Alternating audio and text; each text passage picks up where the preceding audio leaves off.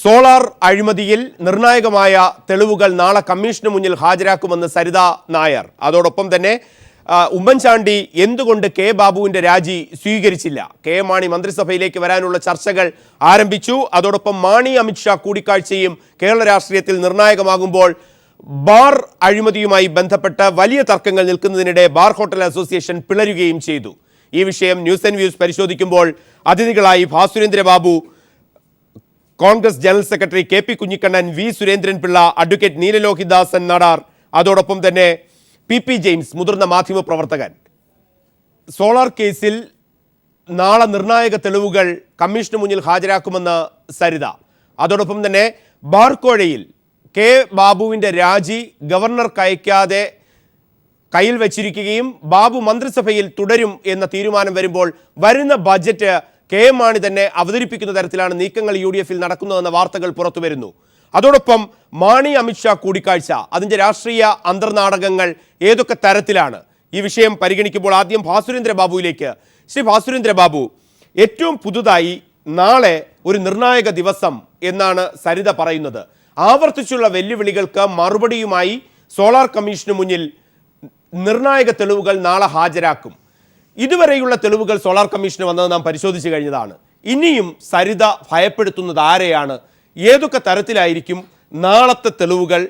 അത് ഇതുവരെ ഉണ്ടായതിന് അപ്പുറത്തേക്ക് പോകാനുള്ള സാധ്യതകൾ എത്രമാത്രമാണ്?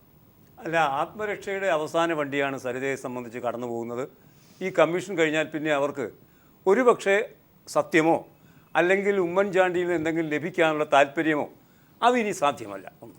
മറ്റൊന്ന്, അവർ ഇതുവരെ വെളിവാക്കിയതുപോലെയാണെങ്കിൽ, പറഞ്ഞതൊക്കെ ഇതുവരെ ഓറൽ എവിഡൻസ് ആണ് കൊടുത്തിട്ടുള്ളതെങ്കിൽ ഇനി ഡോക്യുമെൻ്ററി എവിഡൻസ് തന്നെ ഉണ്ട്, അത് നൽകും എന്നുകൂടി പറഞ്ഞിരിക്കുന്നു. അപ്രകാരമൊന്നും സംഭവിക്കുകയാണെങ്കിൽ ഉമ്മൻചാണ്ടിക്ക് വളരെ പെട്ടെന്ന് ഇത്തരം പുകമറകൾ സൃഷ്ടിക്കുക അസാധ്യമായി തീരും എന്ന് നമുക്കറിയാം. തിരിച്ചു വരാം. ആ അസാധ്യത നിലനിൽക്കുമ്പോൾ തന്നെ സോളാറിനൊപ്പം ഏറ്റവും പ്രാധാന്യമുള്ള ആണ് ബാർ അഴിമതി. U Thilakan, bar owners association നേതാവ്. ശ്രീ തിലകൻ, താങ്കൾക്ക് കേൾക്കാമോ? ശ്രീ തിലകൻ,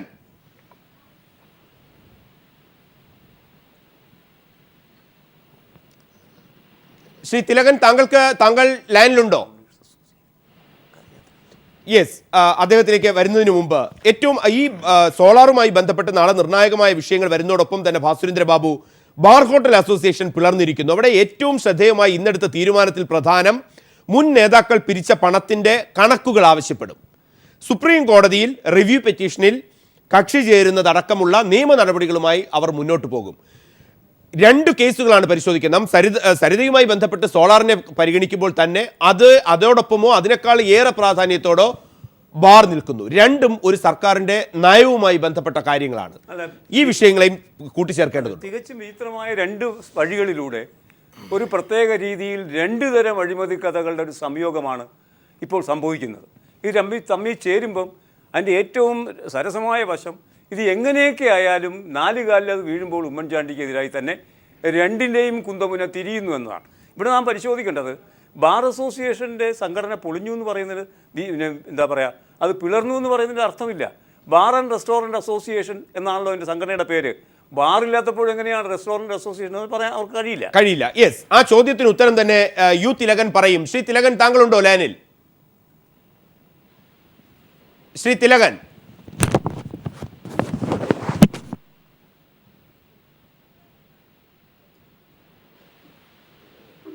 തിലകൻ,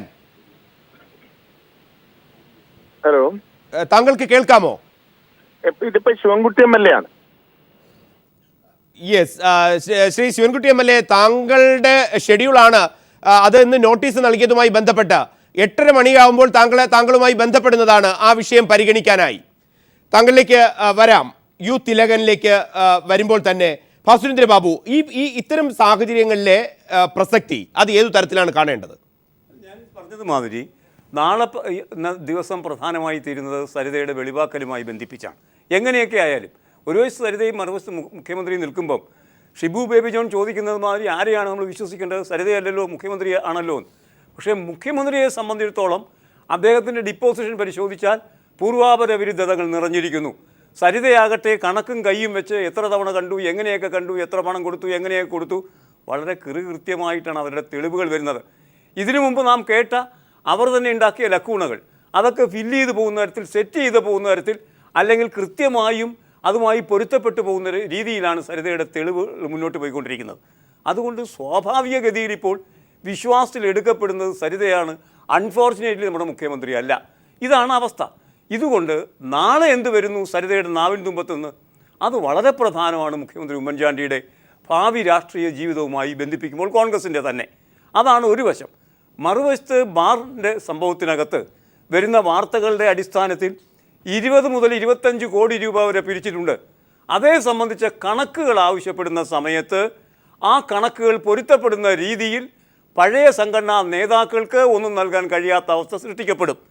ഇതും പുതിയൊരു പ്രതിസന്ധി തന്നെ സൃഷ്ടിക്കപ്പെടും. അതുകൊണ്ട് പ്രശ്നങ്ങൾ പരിഹരിച്ചു എന്ന് UDF പറയുമ്പോൾ പ്രശ്നങ്ങൾ പരിഹരിച്ചു, പരിഹാരം പ്രശ്നമാകുന്നു എന്ന നിലയ്ക്കായിരിക്കും കാര്യങ്ങൾ നീങ്ങുക. അവിടെ വി സുരേന്ദ്രൻപിള്ള, ഇത്തരം സാഹചര്യങ്ങളിൽ നാം ഏറ്റവും കണ്ടിട്ടുള്ളത് രാജി ആവശ്യം. അത് രാജി വയ്ക്കുന്നതും വയ്ക്കാതിരിക്കുന്നതും ഓരോരുത്തരുടെയും വ്യക്തിപരമായ കാര്യമാണ്. അതിൻ്റെ രാഷ്ട്രീയ ധാർമ്മികത നാം ചർച്ച ചെയ്യപ്പെടുമ്പോൾ തന്നെ ഏറ്റവും നിർണായകമായ ഒരു മുഹൂർത്തത്തിൽ ഒരാൾക്ക് രാജിവെക്കാൻ കഴിയുമോ, അതിൻ്റെ രാഷ്ട്രീയ വശങ്ങൾ അവിടെ നിൽക്കുമ്പോൾ തന്നെ ഈ ധാർമ്മികത ഈ നിമിഷമെങ്കിലും സുരേന്ദ്ര ബാബു പറഞ്ഞു വെക്കുന്നതിനെ ചേർത്ത് വായിക്കുമ്പോൾ അതിൻ്റെ ആവശ്യകത ഏതെങ്കിലും തരത്തിൽ പ്രസക്തമാണോ സമകാലീന കേരള രാഷ്ട്രീയത്തിൽ? ഇല്ല, ഇതിപ്പോൾ ഈ രാജി എന്ന് പറയുന്നത് ധാർമ്മികതയുടെ പേരിൽ ബാബു രാജി കൊടുത്തു, മുഖ്യമന്ത്രി ആ രാജി മനഃപൂർവ്വം പോക്കറ്റിലിട്ടുണ്ട് നടന്നു. അതാണല്ലോ യാഥാർത്ഥ്യം. അതിനകത്ത് ആരുടെ ധാർമ്മികത, ആര് എവിടെ എന്തൊക്കെയാണ് ചെയ്തിരിക്കുന്നതെന്ന് കേരളത്തിലെ ജനം കണ്ടുകൊണ്ടിരിക്കുക. ഇപ്പോൾ ബാബു രാജി കൊടുത്തെങ്കിലും മുഖ്യമന്ത്രി 6 ദിവസമാണത് കൊണ്ടു കിടന്നത്. എന്ത് ധാർമ്മികതയുടെ അടിസ്ഥാനത്തിലാണ് മുഖ്യമന്ത്രി ആ രാജി കൊണ്ടു കിടന്നത്? KM മാണി രാജിവെക്കാൻ 1 മണിക്കൂർ വൈകിയപ്പോൾ അദ്ദേഹം രാജിവെച്ചില്ലെങ്കിൽ മന്ത്രിസഭയിൽ നിന്ന് പുറത്താക്കുമെന്ന് ശക്തമായ താക്കീത്, തിട്ടൂരം കൊടുത്തയാളാണ് മുഖ്യമന്ത്രി. അതിനേക്കാൾ വളരെ സീരിയസ് ആയിട്ടുള്ള ഒരു ഒഫൻസ് വന്നപ്പോഴാണ് രാജി ബാബു സ്വന്തമായി കൊണ്ടു കൊടുത്ത ആ രാജി വാങ്ങി പോക്കറ്റിലിട്ടുകൊണ്ട് 6 ദിവസം മുന്നോട്ട് കൊണ്ടു നടന്നു. ഇവിടെയാണ് ഈ മുഖ്യമന്ത്രിയുടെ ധാർമ്മികതയും ബാബുവിൻ്റെ ധാർമ്മികതയും കേരളത്തിലെ ജനങ്ങൾ ഏത് അളവ് കുലച്ച് അളക്കണമെന്നാ, എങ്ങനെ അളക്കും ഇത്? ആർക്കാണ് ഇതിനകത്ത് ധാർമ്മികത ഉള്ളത്? ധാർമ്മികത 2 പേർക്കും ഇക്കാര്യത്തിലുള്ള. രാജി പിൻവലിക്കാൻ തീരുമാനിച്ചപ്പോൾ ബാബുവിൻ്റെ ധാർമ്മികത അതോടെ തീർന്നില്ലേ? ആ ചോദ്യം നിൽക്കുമ്പോൾ തന്നെ യു തിലകൻ താങ്കൾക്ക് കേൾക്കാമോ? താങ്കളെ വിടാതെ ഞങ്ങൾ പിന്തുടരുകയാണ്. ഒരു 3ാമത്തെ പ്രാവശ്യമാണ് താങ്കളെ ടെലിയിൽ ബന്ധപ്പെടുന്നത്. ഒരു 15 മിനിറ്റ് സമയമാണ് മറ്റൊരു ചർച്ചയ്ക്ക് പോകുന്നതിന് മുമ്പ് താങ്കൾ പറഞ്ഞതും കേൾക്കാമല്ലോ. ഇന്നത്തെ പ്രധാന തീരുമാനം എന്തായിരുന്നു ശ്രീ തിലകൻ? ഇന്ന് ഞങ്ങള് പ്രധാന തീരുമാനം എന്ന് പറഞ്ഞാൽ ഞങ്ങളുടെ സംഘടനയിലുള്ള കുറച്ച് അനിശ്ചിതത്വത്തിന്റെ ഭാഗമായിട്ട് ഞങ്ങൾ പുതിയ ഒരു സംഘടനയ്ക്ക് രൂപം കൊടുക്കാൻ വേണ്ടി വിളിച്ചു ചേർത്തൊരു യോഗമായിരുന്നു. ആ അനിശ്ചിതത്വം നീക്കുന്നതിന് വേണ്ടി ഞങ്ങൾ ഒരു തീരുമാനമെടുത്തു. അതിൽ ഭൂരിപക്ഷം ആളുകളും നിലവിലുള്ള സംഘടനയുടെ പ്രതിസന്ധി തരണം ചെയ്യുന്നതിന് വേണ്ടി പുതിയൊരു സംഘടന വേണം എന്നുള്ള ആവശ്യക്കാരായിരുന്നു. എന്താണ് ആ പ്രതിസന്ധി ശ്രീ തിലകൻ? എന്താണ് ആ പ്രതിസന്ധി? എന്തുകൊണ്ടൊരു പുതിയ സംഘടന? പ്രതിസന്ധി നിലവിലുള്ള നേതൃത്വത്തിന് ഇപ്പോഴത്തെ വന്ന ബാർ അല്ലെങ്കിൽ മദ്യ വ്യവസായത്തിൽ വന്ന ഈ പ്രതിസന്ധിയെ തരണം ചെയ്യുന്നതിൽ അവർ പൂർണ്ണമായും പരാജയപ്പെട്ടു. അപ്പൊ ആ നിലവിലുള്ള പരാജയപ്പെട്ടതിന്റെ അടിസ്ഥാനത്തിൽ കേരളത്തിലുള്ള മുഴുവൻ പഴയ ബാർ ഓണേഴ്സുകൾ, നിലവിലുള്ള ബീർ ആൻഡ് വൈൻ പാർലറുകൾ നടത്തി വരുന്ന മുഴുവൻ ആളുകളും ആശങ്കയിലായിരുന്നു. ആ ആശങ്കയിൽ നിന്ന് ഞങ്ങൾ ഒരു പുതിയ ഒരു പാത തെളിയിക്കുന്നതിന് വേണ്ടി ഉടലെടുത്ത് അതിന് നേതൃത്വം കൊടുത്തിരിക്കുകയാണ്. അതായത് നിലവിൽ ഇപ്പോൾ പറഞ്ഞിട്ടുള്ള ഈ അധികാര സ്ഥാനങ്ങളിൽ ഇരിക്കുന്നവരൊക്കെ തികഞ്ഞ പരാജയമെന്നാണോ വിലയിരുത്തൽ? നിലവിലുള്ള പ്രതിസന്ധി തരണം ചെയ്യുന്ന കാര്യത്തിൽ അവർ പരാജയമാണ് എന്ന് തോന്നിയതിന്റെ അടിസ്ഥാനത്തിലാണ്. എന്തൊക്കെ കാര്യങ്ങളിൽ? എല്ലാ കാര്യത്തിലും നമ്മൾ ഈ ഒരു സംഘടന എന്നുള്ള നിലയ്ക്ക് അതിന്റെ നേതൃത്വത്തിൽ വന്ന അഭിപ്രായ വ്യത്യാസവും അംഗങ്ങളിലുള്ള ആശയക്കുഴപ്പവും അതുപോലെ തന്നെ ചാനലുകളിലൊക്കെ വലിയ കോടിക്കണക്കിന് രൂപയുടെ അഴിമതിയും കോഴയും പറയുമ്പോൾ ഇതിനെക്കുറിച്ച് ഒരു വ്യക്തമായ ഒരു കണക്കോ വിവരമോ ആളുകളിൽ മെമ്പർമാരിൽ ഇത് കോൺട്രിബ്യൂട്ട് ചെയ്ത ആളുകൾക്ക് അതിനുള്ള ഒരു സംശയത്തിന് മറുപടി പറയാനോ സാധിക്കാതെ വന്ന ഒരു സാഹചര്യത്തിലാണ് പുതിയ സംഘടനയ്ക്ക് രൂപം കൊടുക്കേണ്ടി വന്നത്. അതായത് തിലകൻ, ലീഗൽ എയ്ഡ് അടക്കം മറ്റു പല കാര്യങ്ങളിലും പിരിവ് നടന്നിട്ടുണ്ട് വ്യക്തമായി. അത് എല്ലാ അംഗങ്ങളിൽ നിന്നും പിരിവെടുത്തിട്ടുണ്ടോ ഈ നേതൃത്വം? എങ്ങനെ? എല്ലാ അംഗങ്ങളിൽ നിന്നും, അതായത് ബാർ ഉടമകൾ, കേരളത്തിന്റെ മുഴുവൻ ബാർ ഉടമകളിൽ നിന്നും പിരിവെടുത്തു ഈ നിലവിലെ നേതൃത്വം? അതിലിപ്പോ 100% ആളുകൾ സഹകരിച്ചോ ഇല്ലയോ എന്നൊന്നും നമുക്ക് വ്യക്തത ഇല്ല. എങ്കിലും വ്യക്തതയുള്ളത് എത്രമാത്രമാണ് ശ്രീ തിലകൻ? എന്തായാലും നമ്മുടെ ഒരു അറിവ് വെച്ച് ഒരു 75% മെമ്പർമാര് ഇതിൽ സഹകരിച്ചിട്ടുണ്ടാവണം എന്നുള്ളതാണ് നമ്മുടെ കണക്ക്. അങ്ങനെയാണെങ്കിൽ ഒരു ടോട്ടൽ സം എത്രയാണ് പിരിച്ചെടുത്തത്? അതൊക്കെ ഇപ്പൊ നമ്മളിൽ ഒരു ആശയക്കുഴപ്പമുള്ള കാര്യങ്ങളാണ്. അത് നേതൃത്വമാണ് അതിന്റെ കണക്ക് പറയേണ്ടത്. എന്തുകൊണ്ട് ഈ നേതൃത്വത്തിന് ഈ കണക്കുകളൊന്നും കൃത്യമായി സൂക്ഷിക്കാൻ കഴിഞ്ഞില്ല, നിങ്ങളെ ബോധ്യപ്പെടുത്താൻ കഴിഞ്ഞില്ല? അത് അവരോട് ചോദിക്കേണ്ട ചോദ്യമാണ്. നമുക്കിപ്പോ അതിലൊക്കെ ഒരു വ്യക്തമായ മറുപടി നമ്മുടെ മെമ്പർമാർ ചോദിക്കുമ്പോൾ പറയാൻ കഴിയാത്തത് കൊണ്ടാണ് നമ്മൾ ഇന്ന് ഈ യോഗം വിളിക്കാനുണ്ടായ പ്രസക്തി. ആ സാഹചര്യങ്ങളെ പുതിയ സംഘടന എങ്ങനെ അഡ്രസ് ചെയ്യും ശ്രീ തിലകൻ?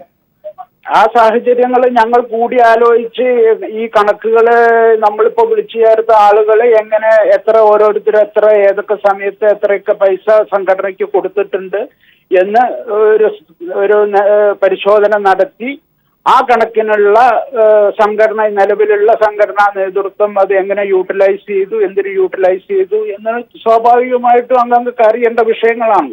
അനൗപചാരികമായിട്ടെങ്കിലും പിരിച്ചെടുത്ത തുക എത്ര ശതമാനം എവിടെ എങ്ങനെ വിനിയോഗിച്ചു, രാഷ്ട്രീയ നേതൃത്വത്തിനടക്കം അതെങ്ങനെ പങ്കുവെക്കപ്പെട്ടു എന്ന് ഏകദേശ ധാരണയെങ്കിലും ഉണ്ടോ താങ്കൾ അടക്കമുള്ളവർ? ഇല്ല, അതിനെപ്പറ്റി ഞങ്ങൾക്കൊന്നും ഒരു വിവരവും ഇല്ല. ഞങ്ങളാരും അതിൽ ഭാഗവാക്കുമല്ല, ഞങ്ങൾക്ക് അതിൽ ഒരു റോളും ഇല്ല. ഇനിയുള്ള തുടർ നടപടികൾ ഏതു തരത്തിലായിരിക്കും സംഘടനയുടേത്? ഇനിയുള്ള ഒരു സുതാര്യമായ നേതൃത്വത്തെ ഈ സംഘടനയെ ഏൽപ്പിക്കുക. ഇപ്പോ വന്ന ഈ പ്രതിസന്ധി കാരണം ഇങ്ങനെ അനുഭവിക്കേണ്ടി വന്ന ഈ വ്യവസായികളുടെ ഇപ്പോഴത്തെ വളരെ ദയനീയമായ അവസ്ഥയെ ഇനി ഇതിനെങ്ങനെ മാറ്റിയെടുക്കാം, അല്ലെങ്കിൽ അതിൽ നിലവിലുള്ള ഭരണകൂടമായാലും വേണ്ടിയില്ല, ഇനി പുതിയ ഭരണകൂടമായാലും വേണ്ടിയില്ല, അതിനു വേണ്ട ആ പ്രതിസന്ധിയെ ഞങ്ങൾ തരണം ചെയ്യുന്നതിനുള്ള നിലപാടുകൾ സ്വീകരിക്കുക. ആ നിലപാട് സ്വീകരിച്ചു പോകുമ്പോൾ നിലവിൽ ഇപ്പോൾ ഈ സർക്കാർ എടുത്തിട്ടുള്ള തീരുമാനങ്ങളുണ്ട്, അത് താങ്കൾ അടക്കമുള്ള ഉടമകൾക്ക് എത്രമാത്രം പ്രയോജനകരമായിരുന്നു, ഏതു തരത്തിലാണ് അതിനെ വിലയിരുത്തും? അതിലപ്പം ഞാൻ പറയേണ്ട കാര്യമില്ല. ഈ വ്യവസായത്തിന്റെ മൊത്തത്തില് വലിയ പ്രതിസന്ധി സൃഷ്ടിച്ചുകൊണ്ടാണ് ഈ സർക്കാരിൽ നിന്നും വന്ന നടപടികളെല്ലാം. ആ പ്രതിസന്ധി വന്ന് ഇപ്പോ അത് വളരെ മോശമായ ഒരു സാഹചര്യത്തിലാണ് ഇപ്പൊ എല്ലാവരും നിൽക്കുന്നത്. അതുകൊണ്ട് പലരും ഈ വ്യവസായം വിട്ടുപോയി, പലരും തുടങ്ങി വെച്ച കോടിക്കണക്കിന് രൂപ ഇൻവെസ്റ്റ് ചെയ്ത് ഒരു ആത്മഹത്യ വരെ ചെയ്യേണ്ട അവസ്ഥയായി, ബാങ്ക് ജപ്തിയായി, പല പ്രശ്നങ്ങളും ഉണ്ട്. അപ്പൊ ഈ വക പ്രശ്നങ്ങൾ ഇനിയും അധികാരികളുടെ മുന്നിൽ കൊണ്ടുവരിക, ഇതിനെ നിലനിർത്തി കൊണ്ടുപോകാനുള്ള എന്തെങ്കിലും പഴുതുകളുണ്ടോ എന്ന് പരിശോധിക്കുക. വളരെ നന്ദി ശ്രീ തിലകൻ പ്രതികരിച്ചതിന്. KPCC general secretary KP Kunhikannan. Shri Kunhikannan, ഇത്തരത്തിലാണ് വലിയൊരു നയം വരുന്നു, അത് ബെനിഫിറ്റ് ആകേണ്ട കാര്യമാണ്, പക്ഷേ ഒരു തരത്തിലുള്ള പ്രയോജനവും വന്നിട്ടില്ല. പുതിയ സംഘടനകളിലേക്ക് പോകുമ്പോൾ തന്നെ മറ്റു കാര്യങ്ങൾ പരിശോധനയ്ക്ക് ശേഷം കൂടുതൽ കാര്യങ്ങൾ വെളിവാക്കാമെന്നാണ് ശ്രീ തിലകനെ പോലെയുള്ളവർ പറയുന്നത്. KP കുഞ്ഞിക്കണ്ണൻ.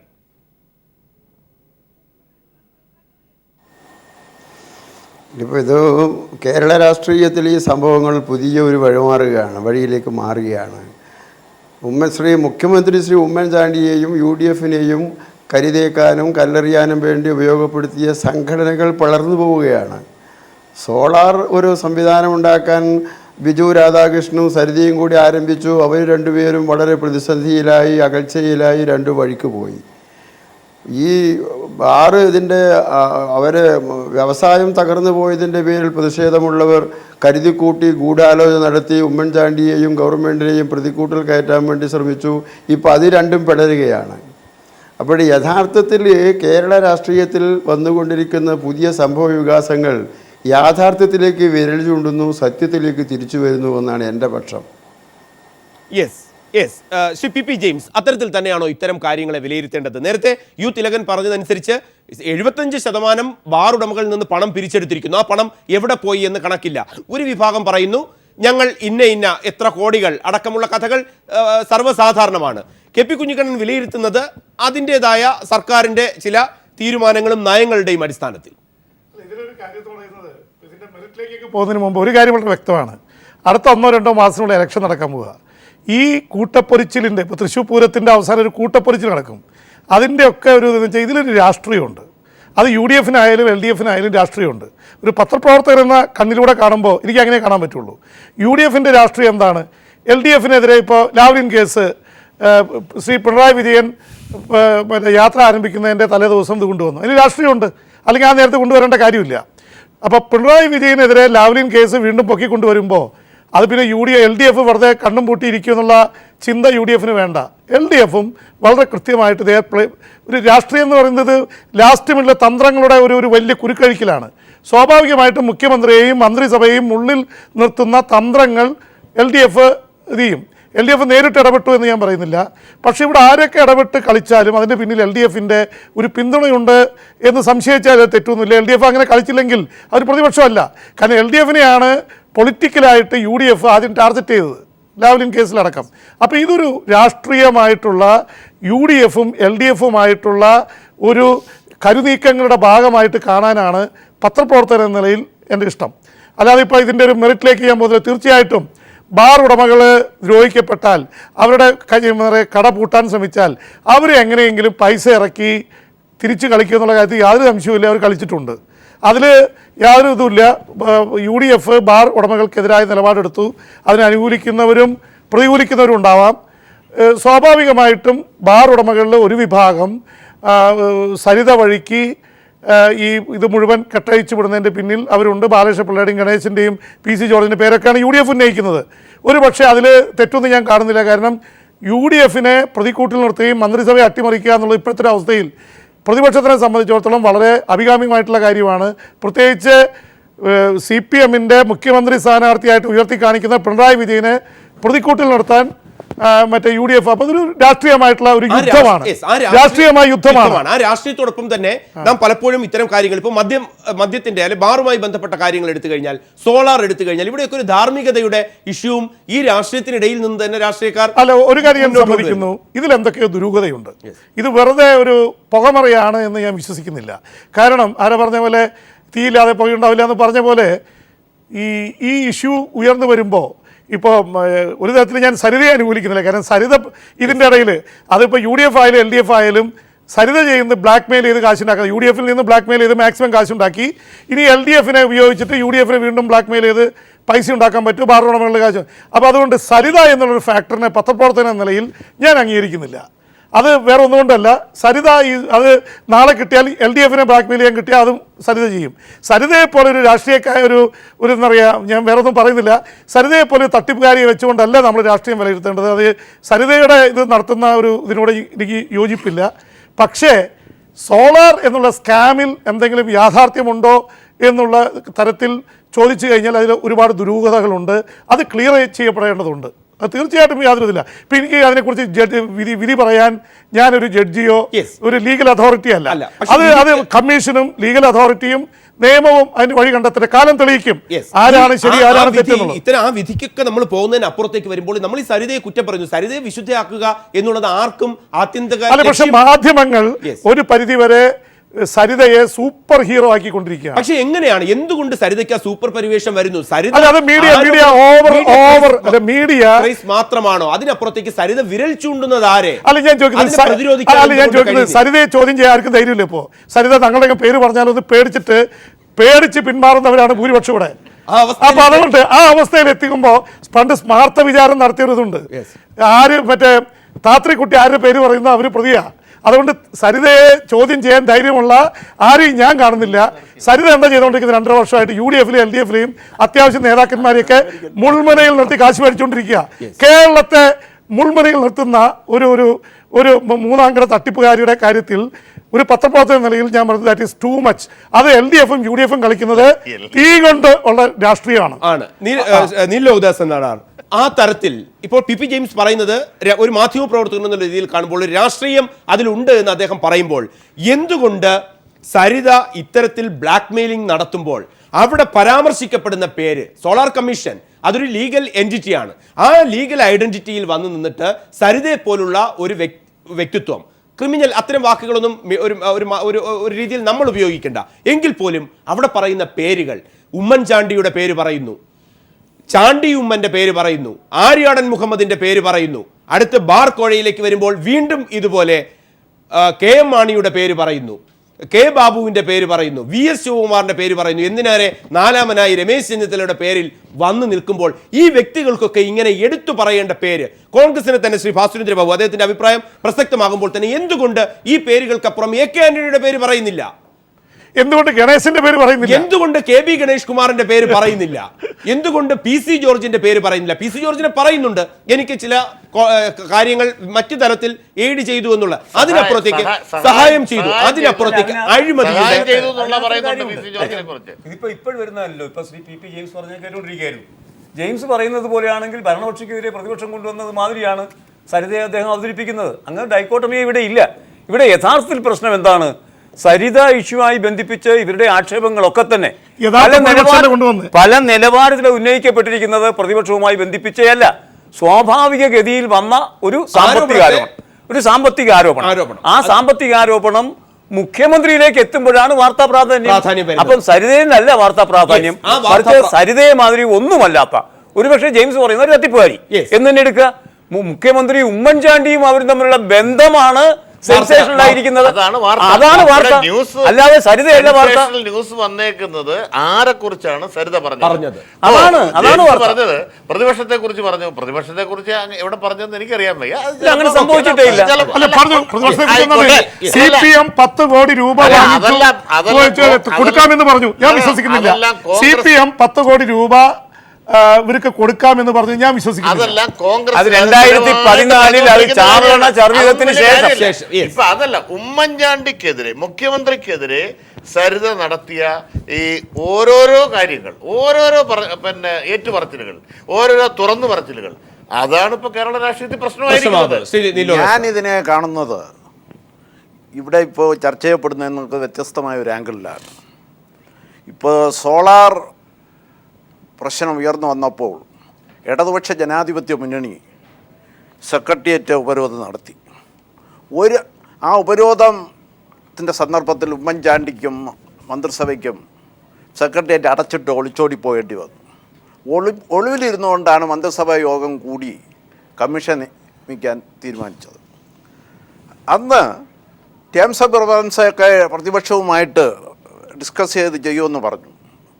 അങ്ങനെ ചെയ്തില്ല. പക്ഷേ ആ സമരം പരാജയപ്പെട്ടു എന്ന് ഭരണകക്ഷി അടക്കം പലരും ഇവിടെ കൊട്ടിഘോഷിച്ചു. ആ സമരം വിജയമായിരുന്നു എന്ന് തെളിയിക്കുന്നതാണ് പിന്നീടുള്ള സംഭവങ്ങൾ. കമ്മീഷൻ തന്നെ ടേംസ് ഓഫ് റെഫറൻസ് മാറ്റി കിട്ടിയ വിവരങ്ങളുടെ അടിസ്ഥാനത്തിൽ. അപ്പോൾ ഇപ്പോൾ സരിത ഇന്നലെ എന്ത് പറഞ്ഞു, നാളെ എന്ത് പറഞ്ഞു എന്ന് പറഞ്ഞാലും പറഞ്ഞില്ലെങ്കിലും, അതുപോലെ ബാർക്കോഴ കേസിനെ സംബന്ധിച്ച് പിന്നെ ബിജു രമേശ് എന്ത് പറഞ്ഞാലും പറഞ്ഞില്ലെങ്കിലും, നാളെ ഇനി പുതിയ അസോസിയേഷൻ എന്ത് പറഞ്ഞാലും പറഞ്ഞില്ലെങ്കിലും, ഇതിനകം തന്നെ വളരെ വ്യക്തമായിട്ടുണ്ട് ഉമ്മൻചാണ്ടി കേരളത്തിൽ ഇപ്പോൾ നയിക്കുന്നത് ഒരു കൊള്ളസംഘത്തെയാണ്.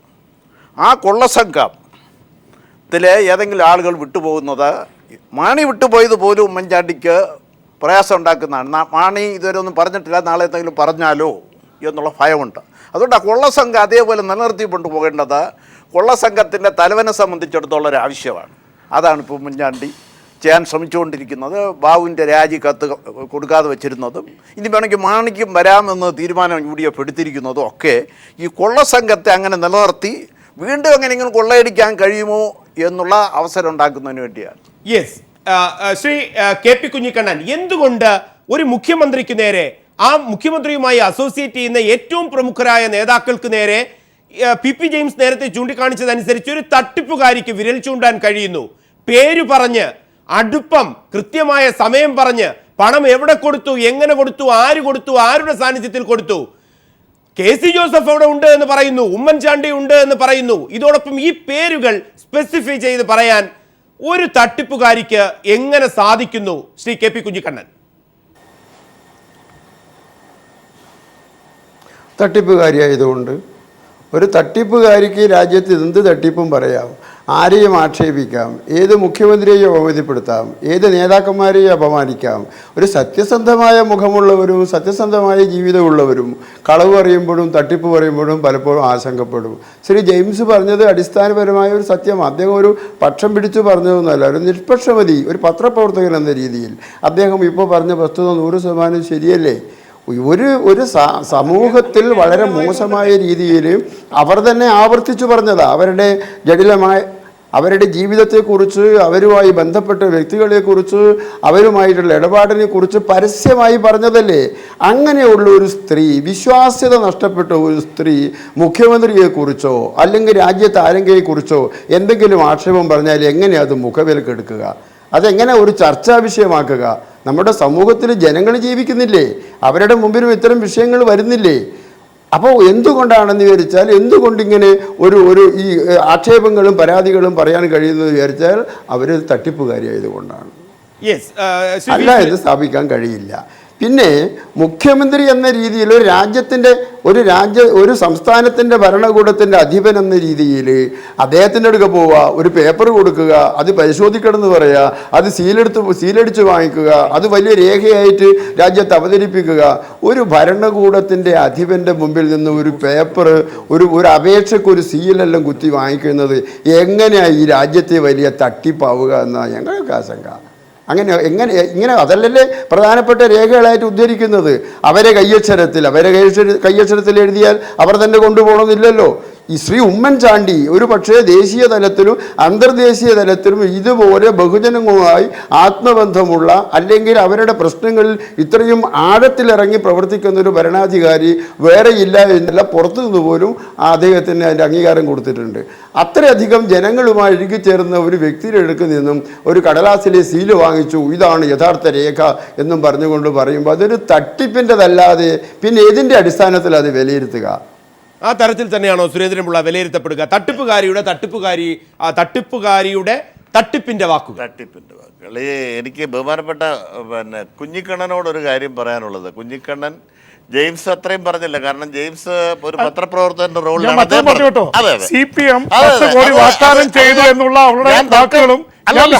ജെയിംസ്, ഞാൻ അത് തർക്കം പറയുന്നില്ല. പക്ഷെ ഒറ്റ കാര്യം, ഈ കഴിഞ്ഞ ആഴ്ച വരെ സരിത ഒരു തട്ടിപ്പുകാരിയാണ്, സരിതയ്ക്ക് അനാവശ്യമായ ഒരുപാട് കാര്യങ്ങൾ ഗവൺമെൻറ് ചെയ്തു കൊടുക്കുന്നു, ഗവൺമെൻറ്റാണ് സരിതയെ സംരക്ഷിക്കുന്നത്, ഈ കേസുകളെല്ലാം നിലനിർത്തിക്കൊണ്ട് സംരക്ഷിച്ചു കൊണ്ടുപോകുന്നത് എന്ന് ഞങ്ങളാണ് പറഞ്ഞത്.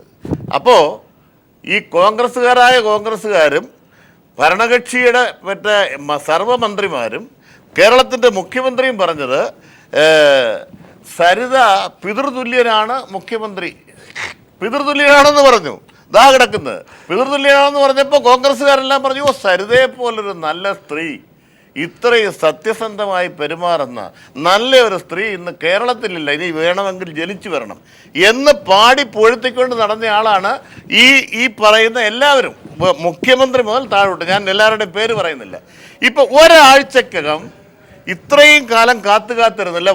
വാനിൽ മഴക്കാറുണ്ട് കൂടുമ്പോൾ വേഴാമ്പൽ നൃത്തം ചെയ്യാൻ വേണ്ടി കാത്തിരിക്കും. ഇന്നെങ്കിലും നാളെ എൻ്റെ പണം കിട്ടും എന്നും പറഞ്ഞാൽ സരിത കാത്തിരുന്നത്. ലാസ്റ്റ് മൊമെൻറ്റിൽ ഇവിടെ പറഞ്ഞതുപോലെ എനിക്ക് ഏറ്റവും അവസാനം എൻ്റെ നിരപരാധിത്വം, എൻ്റെ സത്യാവസ്ഥ ബോധ്യപ്പെടുത്താൻ ഇപ്പോൾ എനിക്ക് ലഭ്യമായിട്ടുള്ള ഏറ്റവും കനകമായ അവസരം ഇപ്പോൾ ഈ സോളാർ കമ്മീഷൻ്റെ തെളിവെടുപ്പ് പൂർത്തിയാകുന്നതിന് മുമ്പാണ്. എന്നെ അവിടെ സാക്ഷിയായിട്ട് വിളിച്ചിരിക്കുന്നു. എനിക്ക് വാഗ്ദാനം നൽകി, കോടികൾ വാഗ്ദാനം നൽകി, തന്നില്ല.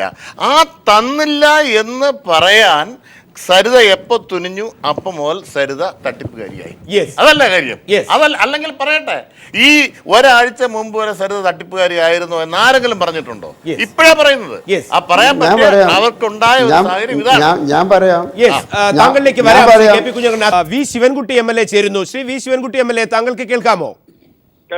യെസ്. നമ്മൾ ഒരു ഗതികേടാണ് പ്രബുദ്ധ കേരളത്തിന്റെ എന്നാണ് ഈ പാനലിസ്റ്റുകൾ അല്പം മുമ്പ് സ്വകാര്യമായി പറയുന്നത്. കാരണം നാം ചർച്ച നടത്തുന്ന ഒരു TV ചാനലിൽ മാധ്യമങ്ങളൊക്കെ ചർച്ച നടത്തുമ്പോൾ നമുക്ക് ചർച്ച ചെയ്യേണ്ടി വരുന്ന പേരുകളിൽ ബാർക്കോഴ, സോളാർ തട്ടിപ്പ്, സരിത, അതോടൊപ്പം തന്നെ കോടികളുടെ അഴിമതി, കൈക്കൂലി, അവിടെ പേരുകളായി വരുന്നത് മുഖ്യമന്ത്രി ഉമ്മൻചാണ്ടി, മന്ത്രി ആര്യാടൻ മുഹമ്മദ്, കെ ബാബു, ഈ പേരുകളൊക്കെയാണ്.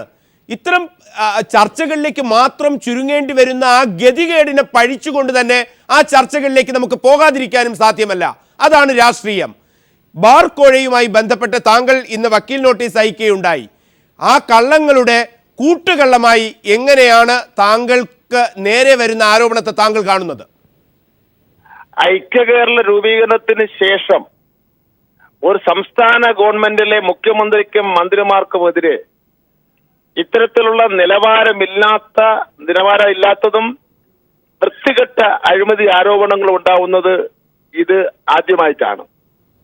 ഒരുപക്ഷെ ഇന്ത്യയുടെ ചരിത്രത്തിൽ ആദ്യമായിട്ടായിരിക്കാം ഒരു മുഖ്യമന്ത്രി ഒരു സോളാർ തട്ടിപ്പ് പോലുള്ള ഒരു തട്ടിപ്പ് കേസിൽ ഒരു കമ്മീഷൻ മുമ്പാകെ ഹാജരായി 14 മണിക്കൂർ നേരം വിസ്താരവും ക്രോസ് വിസ്താരത്തിനും വിധേയന ആകുന്നത്. എന്തൊക്കെ അത്ഭുതങ്ങളാണ് ഇവിടെ നടന്നുകൊണ്ടിരിക്കുന്നത്. ഒരു മന്ത്രി കോടതി പറഞ്ഞതിന്റെ അടിസ്ഥാനത്തിൽ അല്ലെങ്കിൽ കോടതി കുറ്റക്കാരനാണെന്ന് പ്രഥമദൃഷ്ട്യ കണ്ടതിന്റെ അടിസ്ഥാനത്തിൽ രാജിക്കത്ത് കൊടുക്കുന്നു. ആ രാജിക്കത്ത് അന്തസ്സുള്ള മുഖ്യമന്ത്രി ആണെങ്കിൽ അപ്പോൾ തന്നെ ഗവർണർക്ക് അയച്ചു കൊടുക്കേണ്ടതാണ്. എന്നിട്ട് അയാളെ രക്ഷപ്പെടുത്തുന്നതിന് വേണ്ടി അദ്ദേഹം പോക്കറ്റിൽ ഇട്ടോട് നടക്കുന്നു. മുഖ്യമന്ത്രിയെ സംബന്ധിച്ചിടത്തോളം ഉള്ള അഴിമതി ആരോപണങ്ങൾ, മുഖ്യമന്ത്രിയുടെ മകനെ സംബന്ധിച്ചിടത്തോളം അഴിമതി ആരോപണങ്ങൾ. ഞാൻ തന്നെ ഒരു പ്രിവിലേജ് നോട്ടീസ് കൊടുത്തിരുന്നു. ഡൽഹിയിൽ വെച്ച് സരിതയെ കണ്ടില്ല എന്ന് നിയമസഭയിൽ അദ്ദേഹം കള്ളം പറഞ്ഞതിനെ സംബന്ധിച്ചിടത്തോളം ഞാൻ കൊടുത്ത പ്രിവിലേജ് നോട്ടീസ് എന്നെ സംബന്ധിച്ചിടത്തോളം സ്പീക്കറുടെ നടപടി സ്വീകരിച്ചില്ല. ഇപ്പോ സരിതയുടെ വെളിപ്പെടുത്തലിന്റെ അടിസ്ഥാനത്തിൽ മുഖ്യമന്ത്രി ഡൽഹിയിൽ വെച്ച് 27-ാം തീയതി തന്നെയാണ് സരിതയെ കണ്ടു എന്ന് തെളിയുന്ന രൂപത്തിലുള്ള ഇതാണ് കൊടുത്തിരിക്കുന്നത്. ആര് പറയുന്നു എന്നുള്ളതല്ല, എന്തു പറയുന്നു എന്നുള്ളതാണ്. ഒരു സംസ്ഥാനത്തെ മുഖ്യമന്ത്രിയെ സംബന്ധിച്ചിടത്തോളം ആഭ്യന്തര അതുപോലുള്ള പ്രധാനപ്പെട്ട മന്ത്രിമാരെ സംബന്ധിച്ചിടത്തോളം അഴിമതി ആരോപണം വരികയാണ്. ഇവിടെ പ്രതിപക്ഷത്തിലുള്ള ഒരു MLA-മാരെ സംബന്ധിച്ചിടത്തോളം, പ്രതിപക്ഷത്തുള്ള പ്രധാനപ്പെട്ട ഒരു നേതാക്കളെ സംബന്ധിച്ചിടത്തോളം ഇവരാരും ഒന്നും പറയുന്നില്ലല്ലോ. എന്റെ ഈ ഉമ്മൻചാണ്ടിക്കെതിരെ ഉമ്മൻചാണ്ടി വിചാരിക്കുന്ന ഒരു പക്ഷേ ഇത് മാത്രമല്ല, കുറെ ഞാൻ ചെയ്ത് കൂട്ടിയിട്ടുള്ള അഴിമതിയും ജനാധിപത്യ വിരുദ്ധവും ഭരണഘടനാപരമായിട്ടുള്ള കാര്യങ്ങളിൽ എത്ര മാത്രമല്ല വന്നിട്ടുള്ളതാണ്. ഏറ്റവും ഒടുവിൽ മന്ത്രി കെ ബാബു കോടികൾ വാങ്ങിയെന്നുള്ളതിന് സംശയമൊന്നും ഇല്ലല്ലോ. സംശയമില്ലാത്ത രൂപത്തിലുള്ള തെളിവുകളാണല്ലോ വന്നുകൊണ്ടിരിക്കുന്നത്. ആ തെളിവിൽ നിന്ന് ആ അഴിമതി കാണിച്ചതിൽ നിന്ന് സ്വയം അതിന്റെ ഒരു എന്താ പറയാ രക്ഷപ്പെടുവാനോ അല്ലെങ്കിൽ എന്തെങ്കിലും കാര്യം പറഞ്ഞൊരു പ്രതിരോധം നടന്നതിന് വേണ്ടിയാണ് എന്റെ വീട്ടിൽ വെച്ച് ഗൂഢാലോചന നടത്തിയെന്ന് പറഞ്ഞത്. അന്ന് തന്നെ ഞാൻ ആ തള്ളിക്കളഞ്ഞു. എന്നിട്ട് ഒരു വാർത്താ പ്രാധാന്യം കിട്ടുന്നതിന് വേണ്ടി CPM-ന്റെ സംസ്ഥാന കമ്മിറ്റി സെക്രട്ടറി കോടിയേരി ബാലകൃഷ്ണനെയും കൂടി ഇതിൽ വലിച്ചഴയ്ക്കാൻ വേണ്ടി നോക്കി. അപ്പൊ അതും ഞങ്ങൾ അന്ന് തള്ളിക്കളഞ്ഞിരിക്കുന്നു. യഥാർത്ഥത്തിൽ അദ്ദേഹം ചെയ്യേണ്ടിയിരുന്നത് എന്താണ്? മാന്യമായി കോഴ വാങ്ങി അത് ആരോപണവിധേയനായി കോടതി തന്നെ പറയുന്നു, കേസെടുക്കണമെന്ന് പറയുന്നു. ഇവിടെ ഒരു രീതി ഇപ്പൊ കേരളത്തിൽ വരികയാണ്. ഈ അഴിമതിക്കെതിരെ ശബ്ദമുയർത്തുന്ന മുഴുവൻ ജഡ്ജിമാരെ ഇവിടെ നിന്ന് ഭീഷണിപ്പെടുത്തി പറഞ്ഞു വിടുകയാണ്. ഇവിടെ ടൈറ്റാനിയം കുംഭകോണ കേസിൽ വിധി പറഞ്ഞ ട്രിവാൻഡ്രം വിജിലൻസ് കോടതി ജഡ്ജി സ്ഥലം മാറി സ്വയം പോകുന്ന സാഹചര്യം വന്നു. തൃശ്ശൂർ വിജിലൻസ് ജഡ്ജി സ്വയമായി തന്നെ വിരമിക്കുന്ന വിശേഷം വന്നു. അപ്പോ ഹൈക്കോടതി തന്നെ ചോദിച്ചു വിജിലൻസ് ഉണ്ടോ എന്ന് തന്നെ ചോദിച്ചു.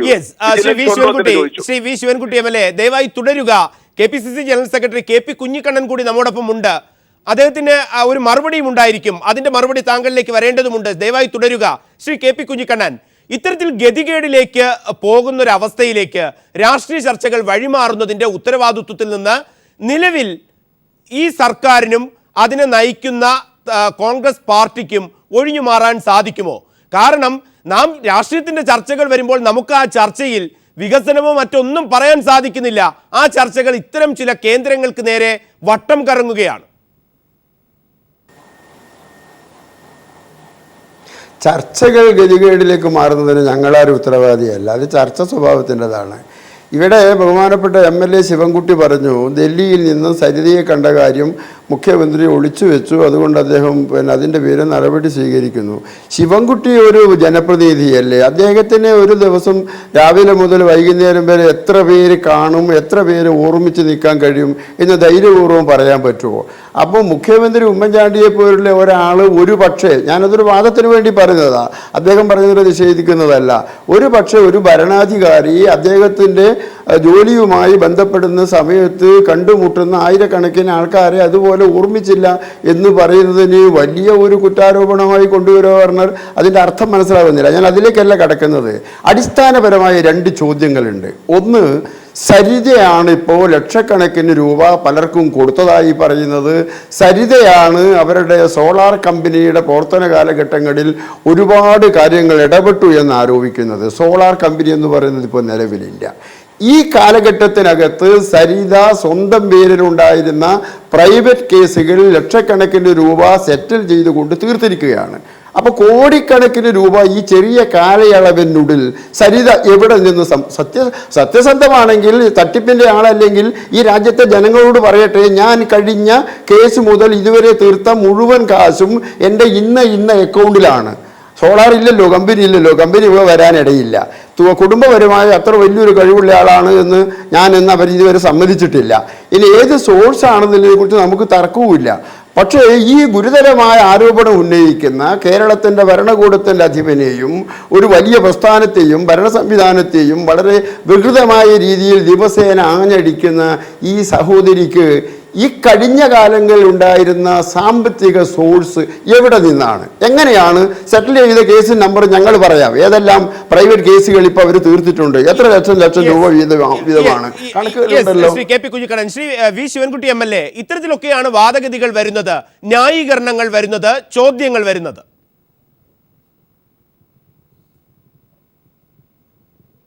Shri V Sivankutty MLA. അതെ, ഇവിടെ യഥാർത്ഥത്തിൽ ഈ ശ്രീ കുഞ്ഞിക്കണ്ണൻ ഈ കേരളത്തിലാണോ ജീവിക്കുന്നതെന്ന് സംബന്ധിച്ചിടത്തോളം എനിക്ക് സംശയമുണ്ട്. ഒരു ജുഡീഷ്യൽ കമ്മീഷൻ മുമ്പാകെയാണ് ഏതാണ്ട് 100-100ഓളം വരുന്ന പത്രപ്രവർത്തകരും സാധാരണ പ്രവർത്തകരും പൗരന്മാരും രാഷ്ട്രീയ നേതാക്കളും സരിതയും അടക്കമുള്ള ആൾക്കാർ ഓരോ കാര്യങ്ങൾ വെളിപ്പെടുത്തിയിരിക്കുന്നത്. CPM വെളിപ്പെടുത്തിയ കാര്യങ്ങളല്ല. ആ കാര്യങ്ങളൊക്കെ തന്നെ നമുക്ക് കണ്ണടച്ചുകൊണ്ട് തള്ളിക്കളയുന്നതിന് വേണ്ടി കഴിയുമോ? സരിത തെളിവടക്കമുള്ള കാര്യങ്ങൾ വെച്ചുകൊണ്ടാണ് പറഞ്ഞിരിക്കുന്നത്. ഈ സരിതയെ അറിയാമോന്ന് നിയമസഭയിൽ ഞങ്ങൾ ആദ്യം ചോദിച്ചപ്പോൾ എന്തുകൊണ്ട് മുഖ്യമന്ത്രി അന്ന് നിയമസഭ രേഖ പരിശോധിച്ച് നോക്കിയാൽ അറിയാം, എനിക്ക് അറിഞ്ഞേ കൂടാ എന്ന് എന്തുകൊണ്ട് പറഞ്ഞു? പിറ്റേ ദിവസം ദേശാഭിമാനി പത്രത്തിൽ ഒരു പടം സരിതയും ഉമ്മൻചാണ്ടിയുമായി സംസാരിച്ചു ഇരിക്കുന്ന പടം വന്നതിന് ശേഷമാണ് അദ്ദേഹം സമ്മതിച്ചത്. ജുഡീഷ്യൽ കമ്മീഷൻ അപ്പോയിന്റ്മെന്റ് ചെയ്യുന്ന അവസരം വരെ മുഖ്യമന്ത്രിയുടെ ഓഫീസുമായിട്ട് യാതൊരു ബന്ധവും ഞാനുമായിട്ട് യാതൊരു ബന്ധവുമില്ലെന്നാണ് അദ്ദേഹം പറഞ്ഞത്. അദ്ദേഹം അതെല്ലാം നിഷേധിക്കപ്പെട്ടു എന്നുള്ള തെളിവല്ലേ? എന്ന് മാത്രമല്ല, മാത്യു ടി തോമസ് അടിയന്തര പ്രമേയം അവതരിപ്പിച്ച അവസരത്തിൽ ഡൽഹിയിൽ വെച്ച് ഒരു പൊതുപ്രവർത്തകൻ എന്നുള്ള നിലയിൽ, മുഖ്യമന്ത്രി എന്നുള്ള നിലയിൽ കേരളത്തിൽ വെച്ച് കാണാൻ നിവൃത്തിയില്ലാത്തതുകൊണ്ട് ഡൽഹിയിൽ വെച്ച് ഞാൻ സരിതയെ കണ്ടു എന്ന് എന്തുകൊണ്ട് പറയുന്നതിന് വേണ്ടി ആർജവം മുഖ്യമന്ത്രി കാണിച്ചില്ല? അപ്പൊ അതെല്ലാം അദ്ദേഹം ഒളിച്ചു വയ്ക്കുന്ന ഒരു സമയമാണ് സ്വീകരിച്ചിരിക്കുന്നത്.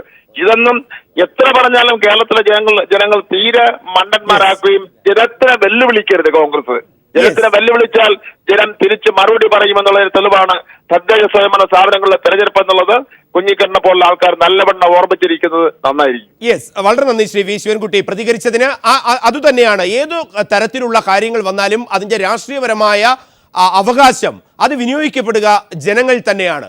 അങ്ങനെ ജനങ്ങൾ അതിൻ്റെ അധികാരത്തിൻ്റെ അവസാന വാക്കാകുമ്പോഴാണ് KM മാണി അമിത്ഷാ കൂടിക്കാഴ്ച. KM മാണിയും അമിത്ഷായും കൂടിക്കാഴ്ച നടത്തുന്നതിൻ്റെ രാഷ്ട്രീയ പ്രത്യേകതകൾ എന്താണ് കേരള രാഷ്ട്രീയം ഇത്തരം ചർച്ചകളിലേക്ക് വഴിമാറുമ്പോഴും UDF കേന്ദ്രങ്ങൾ അതിനെക്കുറിച്ച് മൗനം പുലർത്തുന്നത്? സോളാറും ബാറും ഒക്കെയായി രാഷ്ട്രീയ കേരളം അതിൻ്റെ വലിയൊരു വിശാലാർത്ഥത്തിൽ തന്നെ സഞ്ചരിക്കുമ്പോൾ നീലലോഹിദാസ് നാടാറിലേക്ക് ബാറും സരിതയും ഒക്കെ മറ്റൊരു വിഷയമായി നിൽക്കുമ്പോൾ തന്നെയാണ് ബാർക്കോഴയിലെ ഏറ്റവും വലിയ കേന്ദ്ര ബിന്ദു എന്ന് പറഞ്ഞൊരു സംസ്ഥാന മന്ത്രിസഭയിൽ നിന്ന് രാജിവെച്ച് മാറേണ്ടി വന്ന UDFന്റെ പ്രമുഖനുമായി BJPയുടെ ദേശീയ അധ്യക്ഷൻ ചർച്ച നടത്തുന്നത്. അപ്പോഴും ഈ ചർച്ചകൾ ഇങ്ങനെ തുടരുകയാണ്. ഞാൻ അതിലേക്ക് കിടക്കുന്നതിന് മുമ്പ് നേരത്തെ കുഞ്ഞിക്കണ്ണൻ ചോദിച്ച ഒരു പ്രസക്തമായ ചോദ്യത്തിനൂടെ മറുപടി പറഞ്ഞുകൊണ്ട് പറയാം. എങ്ങനെ ഈ കേസുകളൊക്കെ ഒതുക്കി തീർക്കാൻ സരിതയ്ക്ക് പണം കിട്ടിയെന്നാണ് കുഞ്ഞിക്കണ്ണൻ. അത് അദ്ദേഹം തമ്പാനൂർ രവിയോടും ബെന്നി ബഹനോടും തന്നെ ചോദിക്കുന്നതാണ് നല്ലത്. ഞാൻ അമിത്ഷാ മാണിയെ കൂടിക്കാഴ്ചയെ സംബന്ധിച്ചിടത്തോളം 1990 തൊട്ട് ഞങ്ങൾ പറയാറുള്ളത് BJPയും കോൺഗ്രസും ഒരേ വർഗ താല്പര്യങ്ങൾ പ്രതിദാനം ചെയ്യുന്ന രാഷ്ട്രീയ കക്ഷികളാണ്. ആ ഒരേ വർഗവർണ്ണ താല്പര്യങ്ങൾ പ്രതിദാനം ചെയ്യുന്ന രാഷ്ട്രീയ കക്ഷികളെന്നുള്ള നിലയിൽ അവർ ചിലപ്പോൾ യോജിക്കും, ചിലപ്പോൾ രണ്ടായി നിൽക്കും, ചിലപ്പോൾ ചില ധാരണയുണ്ടാകും. മുമ്പല്ല വേപ്പൂരും വടകരയൊക്കെ ധാരണയുണ്ടായതുപോലെ അങ്ങനെയുള്ള ധാരണകൾക്കുള്ള ഒരു പാലമായി ചിലപ്പോൾ മാണി ഉപയോഗിക്കുന്നതാകാം. അങ്ങനെ അതും കൂടെ കഴിഞ്ഞിട്ട് എന്നാൽ ഞാൻ ഇപ്പോൾ തൽക്കാലം മന്ത്രിസഭയൊന്നും ചേരാൻ ധൃതി കാണിക്കുന്നില്ല, അതിനുമുമ്പ് എനിക്ക് എന്തോ ചില കാര്യങ്ങൾ ചെയ്തു തീർക്കാനുണ്ട് എന്ന് മാണി പറയുന്നു. അപ്പോൾ ഏതായാലും ഇവിടെ കേരളത്തിൻ്റെ തന്നെ രാഷ്ട്രീയ സാഹചര്യങ്ങൾ വിലയിരുത്തുമ്പോൾ ഏതാണ്ട് 1984 പാർലമെൻറ്റ് തെരഞ്ഞെടുപ്പ് കാലം തൊട്ടാണ് ചില നിയോജകമണ്ഡലങ്ങളിലും BJP കുറേ ശക്തമായി വന്നത്. ഈ തിരുവനന്തപുരത്ത് ഹിന്ദു മുന്നണി വന്നു. ഹിന്ദു മുന്നണിയുടെ സ്ഥാനാർത്ഥിക്ക് വേണ്ടി രംഗത്ത് നിന്ന ആളുകൾ അവസാനം UDFന് വോട്ട് ചെയ്തു, കോൺഗ്രസ് സ്ഥാനാർത്ഥിക്ക് വോട്ട് ചെയ്തു. അവസാനം വരെ തലേദിവസം വരെ പ്രചരണ രംഗത്ത് നിന്ന് ഞാൻ നേരിട്ട് കണ്ട ഞാനൊരു സ്ഥാനാർത്ഥി എന്നുള്ള നിലയിൽ അഭിമുഖീകരിച്ച വസ്തുതയാണ്. ഇത് പലപ്പോഴും ഉണ്ടാകാറുണ്ട്. അപ്പോൾ BJPക്ക് ജയിക്കാൻ സാധ്യതയില്ലെങ്കിൽ അവസാനം ആ വോട്ടർമാർ പിന്നെ UDFന് വോട്ട് ചെയ്യും. ഇങ്ങനെ പല ധാരണകളും വിശദമായി ചർച്ച ചെയ്യുന്നതിനും ഒരു ധാരണയിലെത്തുന്നതിനും വേണ്ടിയാണ് മാണി. ശ്രീ വി സുരേന്ദ്രപിള്ള അദ്ദേഹം പറയുന്ന അത് വളരെ പ്രസക്തമായ ഒരു കാര്യമാണ്. കാരണം നാം ഈ അഴിമതിയെക്കുറിച്ച് പറയുമ്പോൾ അതിന്റെ ഏറ്റവും കേന്ദ്രബിന്ദുവായി നിൽക്കുന്നു. അവിടേക്ക് BJPയുടെ ഒരു ദേശീയ അധ്യക്ഷൻ തന്നെ ഒരു ചർച്ചയ്ക്ക് വരുന്നൊരു സാഹചര്യം. അത് ഇത് UDF അറിയാതെ അല്ലെങ്കിൽ കോൺഗ്രസ് പാർട്ടി അറിയാതെ BJPയുടെ അധ്യക്ഷൻ അമിത്ഷാ കോട്ടയത്ത് വന്ന് മാണിയുമായിട്ട് സംസാരിക്കാൻ ഒരിക്കലും വരുമെന്ന് ഞങ്ങളാരും കരുതുന്നില്ല. ഈ കേരളീയ സമൂഹത്തിൽ രാഷ്ട്രീയം അല്പമെങ്കിലും അറിയാവുന്ന ആളുകൾക്കെല്ലാം ബോധ്യമുണ്ട്. ഒന്നുകിൽ ഒരു ദേശീയ അധ്യക്ഷൻ വരേണ്ടത് ഉദ്ഘാടനത്തിന്, അല്ലെങ്കിൽ വരേണ്ട സമാപനത്തിന്. ഇതിൻ്റെ ഇടയിൽ കോട്ടയത്ത് വരിക എന്ന് പറഞ്ഞാൽ കോട്ടയത്ത് വന്നു, KM മാണി സാറുമായിട്ട് കണ്ടു, അവിടെ സംസാരിച്ചു, റബ്ബർ വിലയുടെ കാര്യം പറഞ്ഞു, മറ്റു കാര്യങ്ങൾ പറഞ്ഞു, ബാക്കി കാര്യങ്ങളൊന്നും പുറത്തു വരത്തില്ല. പക്ഷേ ഈ തെരഞ്ഞെടുപ്പ് വരാൻ പോകുന്ന തെരഞ്ഞെടുപ്പ് മുന്നിൽ കണ്ടുകൊണ്ട് ഇതിനകത്ത് UDF BJP രഹസ്യ ബാന്ധവം നടത്തുന്നതിൻ്റെ മുന്നോടിയായിട്ടാണ് ഈ ചർച്ച അവർ കളമൊരുക്കിയിരിക്കുന്നത്. ശ്രീ ഭാസുരേന്ദ്ര ബാബു, ആ ആദർശവും നാം ചർച്ച ചെയ്യപ്പെടേണ്ടതുണ്ടോ? ചുരുക്കി അല്ല, അതിനകത്ത് പറയുന്നതിന് മുമ്പ് ഞാൻ കുഞ്ഞിക്കണ്ണോട് ചെറിയ കാര്യം സൂചിപ്പിച്ചോട്ടെ. ലളിതമാണത് കാര്യം. ഇപ്പോൾ ഉമ്മൻചാണ്ടി ഒരു വശത്തും സരിത മറ്റൊരു വശത്തും വന്ന് നിൽക്കുന്നുള്ള യാഥാർത്ഥ്യം ഉണ്ടല്ലോ. അതിനകത്ത് ഉമ്മൻചാണ്ടി അദ്ദേഹം പറഞ്ഞ ഡിപ്പോസിഷനിൽ 3 തവണയെങ്കിലും താൻ കണ്ടിരിക്കും മാക്സിമം എന്ന് പറയുകയുണ്ടായി. അത് മുമ്പ് വന്നതിന് വ്യത്യസ്തമാണ്. അങ്ങനെ അദ്ദേഹം മൊഴി മാറ്റുന്നുണ്ട്, മുൻപ് പറഞ്ഞതിന് വ്യത്യസ്തമായിട്ട്. പിന്നീട് മറ്റൊരു കാര്യം, എത്ര തവണ കണ്ടു എന്ന് ചോദിക്കുമ്പം തമ്പാനൂർ രവി കൃത്യമായി സംശയമില്ല, കുഞ്ഞിക്കണ്ണിന് സംശയമില്ലല്ലോ. തമ്പാനൂർ രവി പിന്നെ സരിതയെ വിളിച്ചാൽ അല്ലെങ്കിൽ സരിത ഇങ്ങോട്ട് വിളിച്ചു, എങ്ങനെ ആയിക്കോട്ടെ, സംസാരിക്കുമ്പോൾ 3 തവണയെ കണ്ടിട്ടുള്ളൂ എന്ന് ഉമ്മൻചാണ്ടി പറഞ്ഞതുപോലെ നിങ്ങളും പറയണം എന്ന് തമ്പാനൂർ രവി പറഞ്ഞ കാര്യം എല്ലാ പത്രങ്ങളും റിപ്പോർട്ട് ചെയ്ത് കുഞ്ഞിക്കണ്ണനും കണ്ടതാണല്ലോ. അപ്പോൾ കുഞ്ഞിക്കണ്ണൻ അതിൻ്റെ ഒരു സ്വാഭാവികത അംഗീകരിക്കണം. പിന്നെ മറ്റൊരു കാര്യം വളരെ ലളിതമാണ്. ഈ ഉമ്മൻചാണ്ടിയുടെ തെറ്റായ മിസ്മാനേജ്മെൻറ്റ് കാരണം അങ്ങേയറ്റം ഹർട്ട് ചെയ്യപ്പെട്ട ആളാണ് KM മാണി. അതുകൊണ്ട് KM മാണി ആദ്യ അവസരത്തിൽ പ്രതികാരം വീട്ടും. ആ പ്രതികാരം തന്നെയാണ് അമിത്ഷായിട്ടുള്ള ബാന്ധവത്തിലേക്ക് മാണിക്ക് പോകേണ്ട ഗതികേട് സൃഷ്ടിച്ചത് ഉമ്മൻചാണ്ടി. ജെയിംസ് അല്ല, ഇതിലിപ്പോൾ 2 അഭിപ്രായം പറഞ്ഞു. ഇപ്പോൾ സുരേന്ദ്രൻപിള്ള പറഞ്ഞു UDFുമായിട്ടുള്ളൊരു ബാന്ധവം ഉറപ്പിക്കാനാണെന്ന്. ഒരുപക്ഷേ ഈ പറഞ്ഞൊരു കാര്യമുണ്ട്. കോൺഗ്രസ് അവരുടെ മന്ത്രിമാരെ, ഇപ്പോൾ പ്രത്യേകിച്ച് K ബാബുവിനെ രാജി സ്വീകരിക്കാതെ നിലനിർത്തുകയും KM മാണിയുടെ രാജി പെട്ടെന്ന് സ്വീകരിക്കുകയും ചെയ്തതിൽ സ്വാഭാവികമായിട്ടും കേരള കോൺഗ്രസ്സിൽ അതൃപ്തിയുണ്ട്, മുറിവുറുപ്പുണ്ട്. KM മാണി അസ്വസ്ഥനാണ്, അത് യാതൊരു സംശയമുള്ള കാര്യമല്ല. അതുകൊണ്ട് KM മാണിയെ കൂടെ നിർത്താനുള്ള ശ്രമങ്ങളുടെ ഭാഗമായിട്ടാണ് KM മാണിയെ വീണ്ടും മന്ത്രിസഭയിലേക്ക് തിരിച്ചു വരണമെന്ന് UDF യോഗത്തിൽ ആവശ്യപ്പെട്ടത്. പക്ഷേ KM മാണി തിരിച്ചു വരാൻ തയ്യാറല്ല. കാരണം തിരിച്ചു വന്നാൽ ഇപ്പോഴത്തെ അവസ്ഥയിൽ ഇപ്പോൾ കോടതിയിൽ എന്തൊരു പരാമർശം വരാം, ഇമേജിനെ ബാധിക്കാം. അപ്പോൾ അതുകൊണ്ട് KM മാണി വരാൻ തയ്യാറല്ല. അമിത്ഷായെ കാണുന്നു എന്നൊക്കെ പറയുന്നത് സ്വാഭാവികമായിട്ടും കേരള കോൺഗ്രസിലിടുന്നൊരു പ്രഷർ കൂടിയാണ്. അപ്പോൾ അത് സ്വാഭാവികമായിട്ട് ഉണ്ടാവില്ല എന്നുള്ളത് അറിയില്ല. പണം മാത്രമല്ല മറ്റു തലങ്ങളിലുള്ള വിലപേശലായി അതിനെ കണക്കാക്കാം. എന്തായാലും കോൺഗ്രസും കേരള കോൺഗ്രസും തമ്മിലുള്ള ബന്ധം വഷളാണ് എന്നുള്ള കാര്യത്തിൽ യാതൊരു സംശയമില്ല. ആ ഒരു നിലപാട് കറക്റ്റാണ്. ശ്രീ KP കുഞ്ഞിക്കണ്ണൻ, ഈ അവസ്ഥയൊക്കെ വരുമ്പോൾ താങ്കൾ നേരത്തെ ചോദിച്ച ചോദ്യങ്ങൾ അതിൻ്റെതായ അർത്ഥത്തിൽ നിൽക്കുമ്പോൾ തന്നെ പൊളിറ്റിക്കൽ ഡെവലപ്മെന്റും നാം കണക്കാക്കേണ്ടതുണ്ട്. എന്തുകൊണ്ട് ഈ ഉമ്മൻചാണ്ടി അടക്കമുള്ളവർക്ക് കോൺഗ്രസിന്റെ കേന്ദ്ര നേതൃത്വം അടക്കം സംരക്ഷിക്കപ്പെടുമ്പോൾ തന്നെ ഈ ചങ്ങാത്തങ്ങളെ, തുടരുന്ന ചങ്ങാത്തങ്ങളെ അല്ലെങ്കിൽ തുടരാൻ ആഗ്രഹിക്കുന്ന ചങ്ങാത്തങ്ങളെ, പുതിയ ചർച്ചകളെ ഒന്ന് പ്രതികരിക്കാൻ പോലും സാധിക്കുന്നില്ല ശ്രീ കെ പി കുഞ്ഞിക്കണ്ണൻ. ഞങ്ങൾക്ക് പ്രതികരിക്കാൻ തക്ക വിധമുള്ള യാതൊരു ആശങ്കയും അതിനകത്തില്ല. കെ എം മാണി സാറിനെ പോലെ കേരള രാഷ്ട്രീയത്തിൽ പരിണതപ്രജ്ഞനായ ഒരു നേതാവ്, ശ്രീ കെ പി കുഞ്ഞിക്കണ്ണൻ, ഞാൻ ഒന്ന് ഇടപെടുകയാണ്. ആശങ്ക എന്ന വാക്ക് ഉപയോഗിച്ചത് കൊണ്ട് കെ കരുണാകരൻ 94-95 കാലഘട്ടത്തിൽ കെ കരുണാകരൻ 94-95 കാലഘട്ടത്തിൽ ഉമ്മൻചാണ്ടിക്ക് ഭയങ്കരമായ ആശങ്ക സൃഷ്ടിച്ചിരുന്നു. ഇന്നും ആ വിഷ്വൽസ് ചന്ദ്രശേഖരന് തിരുവനന്തപുരത്ത് തിങ്ങി നിറഞ്ഞ ആൾക്കാരുടെ മുന്നിൽ 9:30 മണിക്ക് ഗവർണറെ കണ്ട് രാജി പ്രഖ്യാപിക്കുമെന്ന് കെ കരുണാകരൻ പറയുമ്പോൾ ആന്റണിയും വി എം സുധീരനും TV കാണുന്ന ചിത്രം വളരെ ഫേമസ് ആണ്. അപ്പോഴും ഉമ്മൻചാണ്ടിക്ക് ആശങ്കയുണ്ട്. പക്ഷേ ഇന്ന് ഇതൊക്കെ ഉയരുമ്പോഴും ആശങ്കയില്ലാത്തൊരു നേതൃത്വം ശ്രീ കെ പി കുഞ്ഞിക്കണ്ണൻ. അല്ല, ഞാൻ ആശങ്കയില്ല എന്ന് ഞാൻ പറഞ്ഞത് കെ എം മാണി സാറിനെ കുറിച്ച് കേരളത്തിലെ ജനങ്ങൾക്കറിയാം. കേരള രാഷ്ട്രീയത്തിൽ ഒരു വളരെ പരിണിതപ്രജ്ഞനായ ഒരു രാഷ്ട്രീയ നേതാവ് തൽക്കാലം എന്തെങ്കിലും ഒരു വികാരത്തിൻ്റെ അടിസ്ഥാനത്തിൽ മറ്റൊരു പാർട്ടിയുമായി സന്ധി ചെയ്യുമെന്ന് വിശ്വസിക്കുന്ന ഒരാളല്ല ഞാൻ. അദ്ദേഹം തന്നെ ആവർത്തിച്ച് പറഞ്ഞിട്ടുണ്ട്, ഞാൻ അങ്ങനെ യാതൊരു തരത്തിലുള്ള രാഷ്ട്രീയമായ ചർച്ചയുടെ ഭാഗമായിട്ടല്ല. ആദേശമായി കണ്ടുമുട്ടിയാൽ സ്വാഭാവികമായും നമ്മുടെ രാഷ്ട്രീയത്തിൽ കാണുന്നത് പോലെ ഒരു സംസാരം നടത്തും, അല്ലെങ്കിൽ ഒരു ഏതെങ്കിലും തരത്തിൽ ആശയവിനിമയം നടത്തുമെന്ന് അദ്ദേഹം പറഞ്ഞിട്ടുണ്ട്. അദ്ദേഹം മന്ത്രിസ്ഥാനം രാജിവെക്കേണ്ടി വന്നതും കോൺഗ്രസിൻ്റെ സമ്മർദ്ദം കൊണ്ടല്ല. അങ്ങനെ ഒരു പരാമർശം വന്നപ്പോൾ നിയമവകുപ്പ് കൂടി കൈകാര്യം ചെയ്യുന്ന ഒരു മന്ത്രി എന്ന രീതിയിൽ ധാർമ്മികതയുടെ പേരിൽ ഞാൻ ഈ സ്ഥാനം രാജിവെക്കുന്നു എന്നാണ് അദ്ദേഹം അന്ന് സൂചിപ്പിച്ചത്. അതുകൊണ്ട് ഇത് കോൺഗ്രസുമായിട്ടൊരു യുദ്ധത്തിൻ്റെ ഭാഗമായി വ്യാഖ്യാനിക്കപ്പെടുന്നതിന് യാതൊരു അർത്ഥവുമില്ല. ബാബുവിനെ കുറിച്ചുള്ള പരാമർശം, അത് വിജിലൻസ് കോടതി നടത്തിയ പരാമർശത്തിൻ്റെ ദൗർബല്യം നിയമപരമായി പോലും പാണ്ഡിത്യമില്ലാത്തവർക്ക് മനസ്സിലാവും. അതുകൊണ്ട് അതൊരു ധാർമ്മികതയുടെ പേരിൽ അങ്ങ് എഴുതി ചാടേണ്ട വിഷയമല്ല എന്നുള്ളത് ഒരു പക്ഷേ അല്പം ആലോചിച്ചു പോയിട്ടുണ്ടെങ്കിൽ എന്നെ കുറ്റം പറയാൻ പറ്റുമോ? അത് ബഹുമാനപ്പെട്ട ഹൈക്കോടതി തന്നെ അർത്ഥസംഖ്യക്കിടയില്ലാത്ത വിധം സാധാരണ ഒരു കീഴ്ക്കോടതിയെക്കുറിച്ച് അത്രയും പരാമർശിക്കാൻ പാടില്ല എന്ന് തോന്നിക്കത്തക്ക വിധം അത്രയും ഗൗരവമായി അദ്ദേഹം അത് ചെയ്തില്ലേ ജഡ്ജി?